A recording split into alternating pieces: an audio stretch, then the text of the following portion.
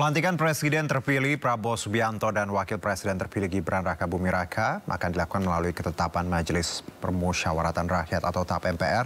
Hal ini berbeda dari periode sebelumnya yang hanya dilakukan melalui keputusan Komisi Pemilihan Umum serta berita acara pelantikan di MPR. Ya, menurut Ketua MPR RI Bambang Susatyo, TAP ini menindaklanjuti keputusan KPU tentang penetapan pasangan calon presiden dan wakil presiden terpilih dalam pemilu 2024. Kebijakan ini juga mendapat tanggapan, pasalnya tak ada urgensi dalam penggunaan TAP MPR untuk pelantikan presiden wakil presiden periode 2024-2029. Penetapan presiden berbasis TAP MPR dinilai baru relevan jika diadakan sidang istimewa ketika transisi pemerintahan yang tidak normal.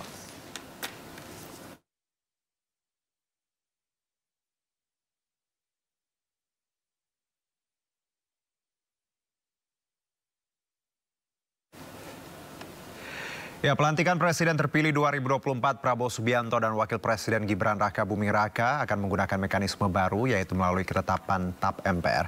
Keputusan ini diambil untuk memperkuat legitimasi konstitusional pelantikan Presiden dan Wakil Presiden sesuai dengan wewenang MPR yang diatur dalam pasal 3 ayat 2 UUD 1945. Dan untuk membahas ini sudah bersama kami ada Bang Dev Laksono selaku anggota Komisi 1 DPR dan juga Bang Ferry Amsari, pakar hukum tata negara. Assalamualaikum, selamat malam Bang Dev, Bang Ferry. Yo, selamat malam. Gimana kabarnya Mas Ferry, Bang Juno? Alhamdulillah baik. Mas Dev, baik. Iya. Saya ke Bang Dev dulu. Bang Dev, kalau kita lihat ini penggunaan TAP MPR dalam pelantikan ini kan ya ibaratnya perubahan yang cukup signifikan dari praktik-praktik sebelumnya. Bagaimana Bang Dev selaku anggota DPR juga melihat ini? Ya, saya melihat ini adalah suatu, kalau saya pribadi ya, kan kalau masing-masing ahli hukum memiliki pandangannya masing-masing. Kalau saya pribadi melihat ini adalah suatu hal yang baik. Ini kan memberikan kekuatan hukum yang solid kepada presiden nantinya untuk memastikan mereka presiden terpilih nanti, presiden yang definitif dilantik dengan kekuatan hukum yang tetap. Dengan maka itu mensolidifikasi landasan hukumnya untuk menjalankan roda pemerintahan dan juga memperkuat koalisi juga untuk memastikan pemerintahan ke depan ini dapat berjalan secara kencang dan semua target-target pembangunan itu benar-benar terpenuhi dengan memiliki legitimasi politik yang kuat baik di DPR ataupun di MPR dan juga kita kan ini pertama kali nih ya melaksanakan pilkada serentak. Jadi akan ada 548 ya kalau nggak salah itu kepala daerah. 545. Ya 545. Nah, ya tiga, kebanyakan tiga nih. 545 kepala daerah ya, yang baru saja yang akan terpilih nanti. Ya, jadi ini dari pemerintah pusat, pemerintah daerah, semuanya sama-sama memiliki legitimasi yang kuat dalam menjalankan pemerintahan yang baru nanti, gitu. Baik, ya tadi semangatnya legitimasi ya. Tapi Bang De, kalau pertanyaannya gini, memang dalam undang-undang disebutkan bahwa presiden dan wakil presiden terpilih dilantik MPR kan. Kenapa baru sekarang Bang Dev? Kenapa tidak periode-periode sebelumnya? Karena kan kalau sekarang mungkin ya tadi orang menilai kok baru sekarang gitu. Ya. Ya, itu masih dilihat lagi sejarahnya ya. Saya nggak hafal persis kalau di era Orde Baru atau Orde Lama itu apakah pelantikan presiden itu menggunakan TAP MPR atau tidak. Tapi kan yang jelas yang melantik adalah MPR. Presiden itu kan pada Orde Baru adalah mandataris MPR. Tapi kan sekarang sistemnya berbeda. Kita kan memang sistemnya sistem presidensial yang dimana kekuatan hukum itu kepala pemerintah dan kepala negara ada di presiden, terletak di presiden. Nah ya jadi kalau kenapa yang dahulu itu tidak menggunakan, kenapa sekarang baru sekarang menggunakan ya ini ada pandangan-pandangan politik yang mungkin yang dulu tidak dilihat dan kita dinilai dibutuhkan untuk lebih landasan hukum yang lebih kuat untuk memastikan pemerintahan ke depan ini bisa benar-benar berjalan dengan baik. Bang Ferry. Kalau tadi kita tahu bahwa ini perubahan yang cukup signifikan dan Anda termasuk orang yang mengkritisi terkait TAP MPR ini, urgensinya Anda lihat belum ada. Kalau Kalau tadi disebutkan tadi Bang Dev juga terkait ini bahwa sebenarnya itu semangatnya legitimasi. Kalau Bang Ferry sendiri melihat TAP MPR untuk presiden terpilih dan wakil presiden terpilih yang akan dilantik Oktober nanti seperti apa? Ya, pertama saya sepakat dengan poin kedua dari Mas Dev tadi. Oke. 1 dan 3-nya menurut saya tidak benar, gitu ya, dalam perspektif saya. Tapi kurang lebih begini, penolakan ini bukan dalam perspektif politik sama sekali, tapi potensi dampak hukum yang akan ditimbulkan dengan salah langkah MPR. Pertama, menurut pasal 3 ayat 2 Undang-Undang Dasar, MPR itu cuma berwenang untuk melantik presiden, artinya seremonial. Proses ketatanegaraan untuk menentukan siapa presiden terpilih sudah dilakukan oleh KPU dalam proses pemilihan umum. Kalau kemudian MPR dirancang untuk kemudian menetapkan atau memutuskan siapa yang akan menjadi presiden, akan timbul permasalahan. MPR bukan lagi lembaga tertinggi negara. MPR tidak lagi memilih presiden. Bukan seperti yang Mas Dev sampaikan dulu, dia ikut memilih. Sekarang tidak lagi. Kedua yang sangat penting adalah soal dampak ketatanegaraan. Begitu dibuat peraturan yang menentukan seseorang dapat menjadi presiden atau tidak, timbul regulasi baru, peraturan baru, yang maknanya peraturan itu dapat dipermasalahkan dalam ruang hukum baru. Kalau keputusan KPU dan proses persidangan di Mahkamah Konstitusi mengakhiri segala proses hukum yang ada, sekarang MPR sedang menciptakan masalah hukum baru yang bukan tidak mungkin bisa digugat orang. Jadi kalau dibilang siapa yang lebih sayang proses pemilihan demokrasi konstitusional pada tahap saat ini, menurut saya MPR tidak sayang dengan presiden terpilih. Saya jauh lebih sayang nih, karena ini bisa berdampak hukum di kemudian hari dengan apa yang dilakukan MPR yang melanggar adab ketatanegaraan kita. Tradisi ketatanagaranya tidak ada, lalu dia juga tidak memiliki kewenangan. Lalu ketiga, dia membuat regulasi baru yang rawan digugat oleh orang lain. Jadi aneh sekali langkah-langkah ini bagi saya, memaksakan diri MPR kalau kemudian melakukan upaya-upaya seperti ini. Oke, memaksakan sekali. Kalau dari Bang Ferry, saya ke Bang Ferry dulu sebelum ke Bang Dev.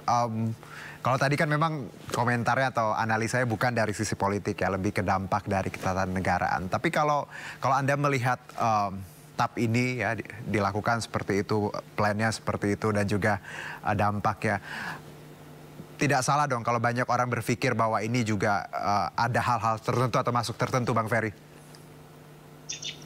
Bisa saja maksud politik tertentu itu bisa terjadi. Ini saya contohkan sederhana ya, bahwa ada ketentuan untuk presiden terpilih itu dapat dilantik, dikeluarkan ketetapan DPR. Pertanyaan saya, jika ketetapan itu tidak keluar bagaimana? Apakah kemudian pelantikan itu batal? Kedua, kalau ketetapan itu dikeluarkan, kalau ada yang menggugat bagaimana? Kalau ternyata putusan peradilan mengatakan objek ketetapan itu tidak dikenal dalam aspek hukum tata negara, apakah batal pelantikan itu? Kan bisa menjadi perdebatan baru yang tidak berkesudahan. Jadi tradisi ketatanegaraan itu adalah sumber hukum. Kalau dalam pembelajaran kami tidak hanya Undang-Undang Dasar, tapi juga tradisi ketatanegaraan adalah sumber hukum yang kemudian mengikat kita untuk menjalankannya. Nah, bagi saya kealpaan begini kurang lebih karena mungkin ya dalam perspektif politik ada kebutuhan untuk memperlihatkan peran ya pihak tertentu dalam pelantikan presiden. Tetapi itu sekaligus membangun titik rawan ketatanegaraan yang baru yang bisa merusak proses penyelenggaraan pemerintahan. Jadi pilihan saya adalah mari ikuti saja apa yang sudah dijalankan selama ini, karena itu memang dampak baiknya. Jadi setelah di MK selesai itu sudah sangat kuat ya. Posisi presiden terpilih selama ini sudah punya legitimasi hukum yang sangat powerful. Baik, Bang Ferry. Jadi sebenarnya KPU dan MK ini memang sudah mengakhiri semua proses hukum yang sudah ada ya, Bang Ferry. Harusnya seperti itu. Nah, kalau saya MPR hanya menjalankan tugas seremonial untuk pelantikan. Oke, Bang Dev, kalau tadi pendapat dari Bang Ferry dan juga banyak juga pendapat yang serupa bahwa sebenarnya ya MPR harusnya dengan seremonialnya saja, tidak perlu tadi memutuskan siapa yang harus jadi presiden karena tugas itu sudah ada di KPU dan MK. Anda melihat bahwa ya seremonial saja sebatas itu, jangan akhirnya tumpang tindih peraturannya dan bisa misleading nantinya. Ya ini kan sekali lagi ya, ini kan baru digulirkan lah ini oleh Ketua MPR. Jadi belum jadi satu putusan yang final, karena kan nanti yang melantiknya juga kan adalah MPR yang berikutnya, bukan MPR yang sekarang. MPR yang sekarang kan akan selesai masa tugasnya pada tanggal 30 September nanti.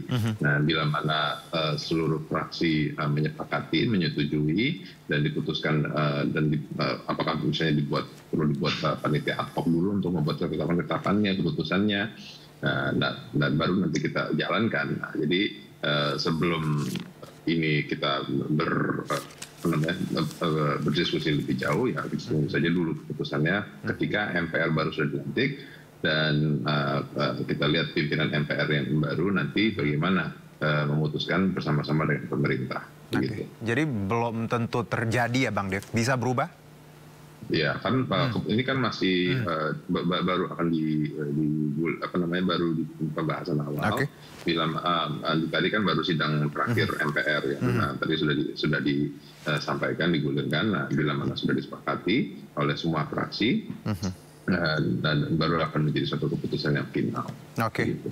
Baik, Bang Ferry, kalau yang menarik juga pernyataan Pak Bamsud ya terkait bagaimana sebenarnya melibatkan MPR disebutkan secara lebih aktif melalui TAP-nya ini. Dan ini juga dalam undang-undang ya, kata Pak Bamsud bahwa memang presiden dilantik MPR. Jadi tafsir ini yang membuat MPR ingin ikut andil sebenarnya dalam prosesi nanti. Anda melihat bahwa kalau alasannya seperti ini yang disebutkan oleh Ketua MPR Bambang Susatyo, agar MPR lebih aktif lagi, tidak hanya menghadiri tapi mengambil andil dalam proses ini. Gimana? Ya, saya pikir kan peran MPR sudah besar dalam proses pelantikan, itu nggak ada yang besar itu. Lembaga negara yang punya wewenang untuk melantik presiden dan MPR. Andil apa yang dicari oleh Pak Bamsud, kalau kemudian mengulurkan keputusan, menurut saya tidak ada. Setiap regulasi yang mau dikeluarkan, keputusan, kebijakan yang mau dikeluarkan, ada sebab ketatanegaranya, tidak bisa asal gitu ya. Kalau kemudian keputusan ketetapan dan segala macam yang berkaitan dengan pelantikan presiden tidak ada di Undang-Undang Dasar, itu malah berbahaya. Undang-Undang Dasar hanya memberi wewenang untuk melantik kalau sepertinya secara mobil. Harus diingat bahwa proses penyelenggaraan ketatanegaraan kita didasarkan kepada Undang-Undang Dasar, menurut Undang-Undang Dasar itu sendiri. Nah, proses yang dilaksanakan selama ini adalah proses yang dianggap sebagai sesuatu yang punya nilai politik tinggi. Jadi jangan khawatir. Jadi malah menambahkan peran MPR malah berbahaya. Apalagi menggunakan ketetapan. Ketetapan itu produk hukum. Kita bisa bayangkan ketetapan itu bisa dipermasalahkan. Jadi oleh karena itu tidak boleh sih peran hanya untuk bicarakan. Peran MPR kuat kok. Kalau tidak dijadikan apa itu pelanggaran konstitusional, kalau kemudian tidak bisa sidang, ketatanegaraan seandainya MPR tidak bisa bersidang untuk melantik presiden, maka proses pelantikan itu di depan pimpinan MPR. Kalau keadaannya darurat gitu ya, karena tidak bisa sidang. Semua sudah diatur tahapan-tahapan tertentu dan kondisi-kondisi tertentu. Jadi jangan direkayasa lagi, jangan dibuat-buat lagi. Karena itu potensial berbahaya. Saya sampai geleng-geleng kepala ini, siapa yang memberikan nasihat ketatanegaraan seperti ini, padahal itu menimbulkan bahaya yang tidak sehat bagi ketatanegaraan kita. Oke, jangan direkayasa ya Bang Ferry ya. Tapi masa sih direkayasa ya Bang? Saya ke Bang Dev dulu. Oke. Produk itu rekayasa politik, Mas. Jadi, baik, termasuk prosesnya, bukan berarti rekayasa itu negatif. Ya. Oke. Bang Dev, satu mungkin. Ini pertanyaan terakhir.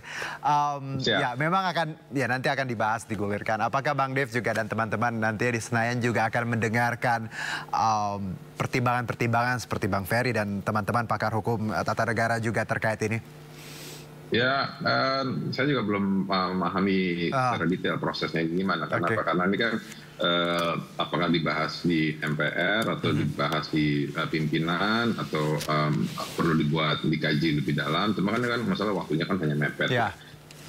Jadi memang bila mana proses ini sudah berjalan dan ada pertimbangannya, ada landasan hukumnya, ya pasti tidak akan mungkin ya bahwa MPR membuat satu ketetapan, membuat satu kebijakan yang bertentangan dengan undang-undang pemerintah, apalagi dengan undang-undang dasar. Pasti semuanya itu selaras. Jadi sebelum ini diputuskan, ya kita amati dulu dan kita pelajari lagi landasan-landasannya hukumnya seperti apa untuk kita putuskan akhirnya seperti apa. Baik, Bang Dev terima kasih, Bang Ferry juga terima kasih atas. Ya, baik, terima kasih untuk diskusi. Ya, kenapa Bang Ferry? Singkat? Ya, poin penting tadi sederhana dari Mas Dev ya, bahwa ini waktunya sempit. Oleh karena itu jangan buat regulasi baru karena itu akan mengkhawatirkan dan menakutkan dalam proses kesehatan. Bang Ferry, terima kasih. Baik. Bang Ferry, Bang Dev untuk dialog yang santuy malam ini. Selamat beristirahat. Terima kasih. Selamat malam.